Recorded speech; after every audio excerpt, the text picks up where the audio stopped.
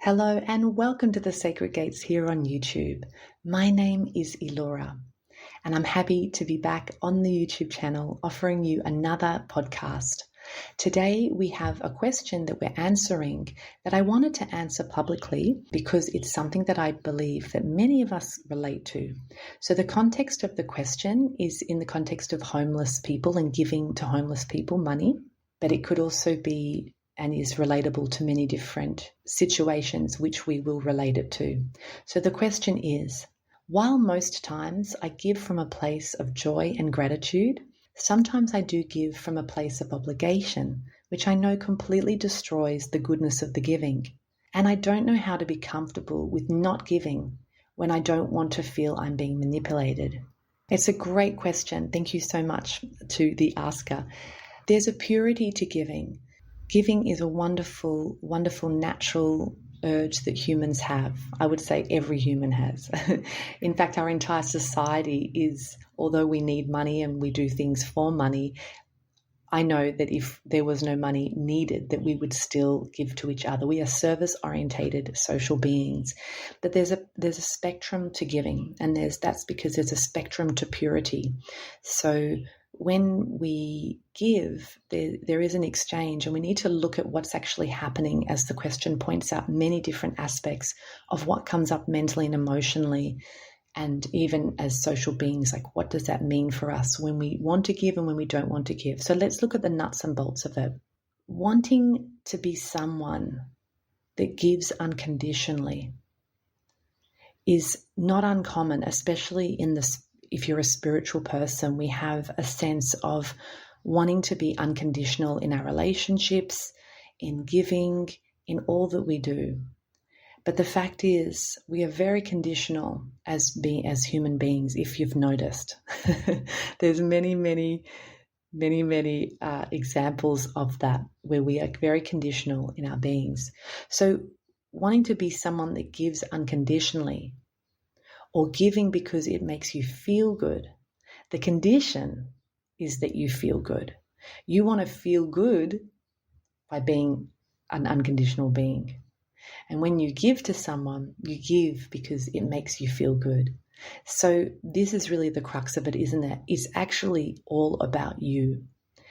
So the truth is that if you are giving something, you are always getting something in return, whether it is a product that you pay for, a service that you pay for. You're paying for it because you're going to get something. You're paying for it because you know you're going to get that feeling. You're going to get that experience. That's why all advertising on TV and media is emotional.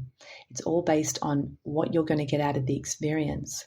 So this just proves that it is all about you. It all comes down to you when you are giving to others. So already there's a condition there. So that means that we are not altruistic. We're not fully 100% altruistic as beings, even though we'd like to, and even though we aspire to that, and even though our spiritual practice may have its eyes on that goal, which is a great goal. But even bodhisattvas who have come back and who have not fully ascended in or become enlightened, they do that because they still have something they want out of it. They're still getting something out of that. So it's good to keep that in mind if you are a practitioner. So everything that I'm giving for myself. So examples of this, let's look at some examples, because it's not always obvious, especially if we are feeling a bit upset about our ability to not give at times and how to sort that out. So just say if you walk out of a supermarket, just say if I walk out of a supermarket and there is a homeless person sitting there and they're asking for money and I give them some of my money. I'm giving that to them because I'm doing this so that I can feel a certain way. It makes me feel good. The homeless person is getting something out of it, but it always comes back to the fact that I'm getting something out of it. Just say if there's a charity box, the ones that clear perspex box that you can put money, just say if you're at the doctor's office or something, and you slip some of your change into it, ultimately you are choosing that choice because it gives something to you. You feel good. You get something back from that. Just say you go to a restaurant with a group of friends and it's a really nice restaurant, the experience is good, the food was really expensive and you feel a bit ripped off, but it comes down to you. So just say everyone felt good, everyone's having a great time, and but the waiters were really great, and you're weighing up the whole experience. How many of your friends feel annoyed that the food was really expensive and a bit disappointing? Or was it fine because the company was great and you don't really care so much? You're just having a great time and the waiters are really friendly and the music's great and everything's fine. But there were some disappointing aspects. It's your perception of the experience. It always comes back to yourself. So how you perceive the experience to have been for you. How much did you get out of it? What's the rating on that? Were your conditions, that you had, were they okay? Were they fulfilled? So another example is if you're meditating, right? If you can meditate in a way that is low effort and you're just kind of ticking the box, I'm going to get this done. You're doing that for yourself. You're doing it. You're going through the motions because you feel that that meditation requires effort, and so it's too hard. So you're going to put in less effort, the least amount of effort. You're doing that for yourself. You're getting something out of that, even if it's not that great for you. Or you can meditate in a way that is healing for you, is developing your merit. You're doing it for yourself again, and you're also adding merit to the merit field for everyone as well. So it's always still, either way, least effort, best effort, you're still getting something out of it. There might be a pushy salesperson and you buy their product just to get them off the phone or get them off your doorstep or get out of their shop. You've still given so that you can give something to yourself, that you're getting something out of it.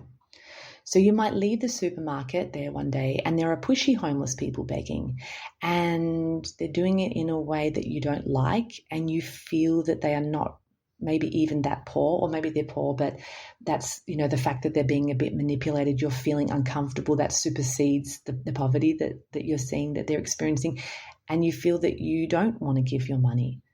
It is your choice because it's all about you. You can choose to give them some of your money, or you can choose not to. It's your choice. It comes back to you. It's very simple, isn't it? So when an opportunity to give a donation of some kind, whether it's money or time or clothes or something, whether the situation inspires you to give or not, you make that choice based on you and what you want to experience. But having said that, many of us experience a multitude of conflicting feelings when giving, which is why this question is so great, especially when giving money to those that we don't know. And if you feel like you're being manipulated, like human beings and all creatures, all sentient beings are very sensitive to being manipulated and ripped off. We are, keenly aware of that feeling, and we should be. It keeps us safe. But if you can give to a beggar or someone working for an NGO, the people asking for donations for NGOs on the street, and you might feel good about yourself giving to them, but you also might not feel as good as you wanted to feel because of the way they are approaching you. And so you end up in this situation where you've got these contrasting parts. So this is the thing, there's always self. Yeah. And so you can end up feeling as though, the people that are asking you for money are asking you in a way that doesn't make you want to give to them, because the conditions that you have placed on that situation is not good for you. It doesn't make you feel like you want to give. And so you can end up feeling annoyed at them for making you feel that you are not going to be a good person in giving, or making the situation not inspire you to give in the way that you would actually like to give. So there's always self. The conflict is because there's always self, and it's around what you're going to get out of it. So the proof of it is that the very question that is being asked is proof that we all come from ourself, and that we all have these feelings, and that there is always self. And we're not 100% altruistic, meaning that we're not free from conditions. There's conditions that we put on ourselves, on others, and the situation. We don't love unconditionally. There are conditions to our love. There are conditions to giving, like with the NGO or the pushy beggar. For example, marriage is a really good example of conditions. Like often we'll sing about unconditional love, or you've got to love me unconditionally. I see that in movies a lot, actually. there are these conditions, I will stay with you if you don't cheat on me. I will sleep with you if you protect me. We can be together if we continue to show respect and kindness to one another. These are all conditions, and some of them are really good conditions. Like, why be in a relationship where someone is cheating on you if you've chosen to be in a monogamous relationship? Or cheating can also happen in polyamorous relationships as well. But it's all to do with the values. So we place these values and these conditions. So the very act of marriage is a sign that we as humans love conditionally. Is it okay to give? If we've accepted and realized that we're not 100% altruistic, is it okay to give? Does giving from a place of obligation completely destroy the goodness of the giving, which was part of the question that we're answering here? So if you feel obligated and manipulated and you give to someone that kind of needs it there, does that destroy the purity that we're seeking? I can only speak from my experience and opinion for that. And in my opinion, no. Giving from a place of obligation does not, in my opinion, destroy the goodness of the giving. Okay, so it may be true that I'm not 100% altruistic in that sense, but it is still okay for me to give when it is not genuinely unconditional. I'd still see that there is goodness occurring. It does, it just does not live up to my conditions maybe. It doesn't live up to my standards that I'm currently placing on the situation. But if I give that money, for example, to the homeless person and the conditions aren't 100%, there's still, I believe, goodness in that experience. But equally, if you or I do not want to give, then don't. I think the act of giving is more about, in that sense, knowing yourself. In one situation, I'm giving to this person who is in need, and this makes me feel good. I might sometimes even feel, and I'm sure you felt like that too, that you may look at yourself and say, I'm a really good person, aren't I? Inside you think, man, I'm really good. Or you might see other people not giving to that person or that group, and you think, oh, well, I'm really great. They're not giving it at all. We all go through that. In another situation, I might feel pressured into giving. I don't feel like giving. Internally, I do not like that person who made me feel like giving to them because they've set it up in a way. So, for example, I remember I was in a market recently with my son and I gave a beggar some money and I gave him more than I normally would. And I was in a certain emotional space, which was like, with my son, I give this man money and on my way. Then the next time I went to the market on my own, I was in a different frame of mind and I was buying more shopping in a different kind of shopping, less snack shopping, but more like, weekly shopping for vegetables. And he came up to me and he was right in my face and he was quite well dressed. He looked better than a lot of the people, I have to say, in the marketplace. And I really didn't like how close he got to me. And I actually said, no, go away. And I remember feeling like, no, this is not the way. This is not someone I want to give to. So you can see how different situations can lead us to give. And yeah, I did feel bad for not giving to him, but not as much as I felt okay about not giving to him. So we're always weighing up. You make your own choices about what you are going to do. And when it comes down to it, everyone is suffering. The giver who gives the money wants less stress. The homeless person who really needs your money and wants your money wants less stress. The pushy salesperson wants less stress. The people at the restaurant eating their meal, they want less stress. The chefs cooking the food want less stress. The waiters at the restaurant want less stress. The meditator wants less stress.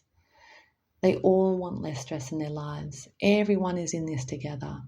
But that doesn't mean that you have to give as if you have an unlimited supply of whatever it is that is needed. You give where there is reason and meaning to you. And you do that by being honest about the fact that you're not 100% altruistic, that you want to give, that it feels good to give, and you give when there is reason and meaning to you. You give what you can. Because the truth is we are picking and choosing who we give to.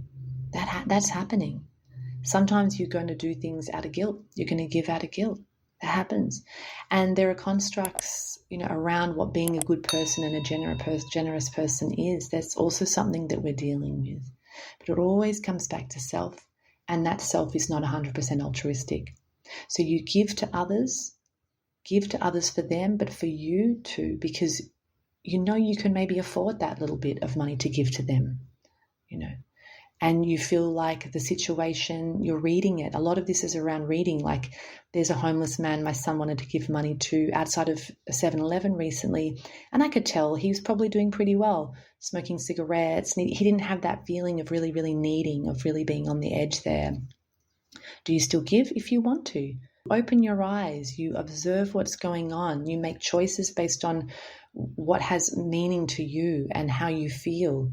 You got to be just honest with it all. Don't pretend you're an unconditional being and then later feel angry and attacking of those people that made you feel that you were not a good person the way you wanted to feel. Observe the situation. How do you feel about this beggar, this person, this situation?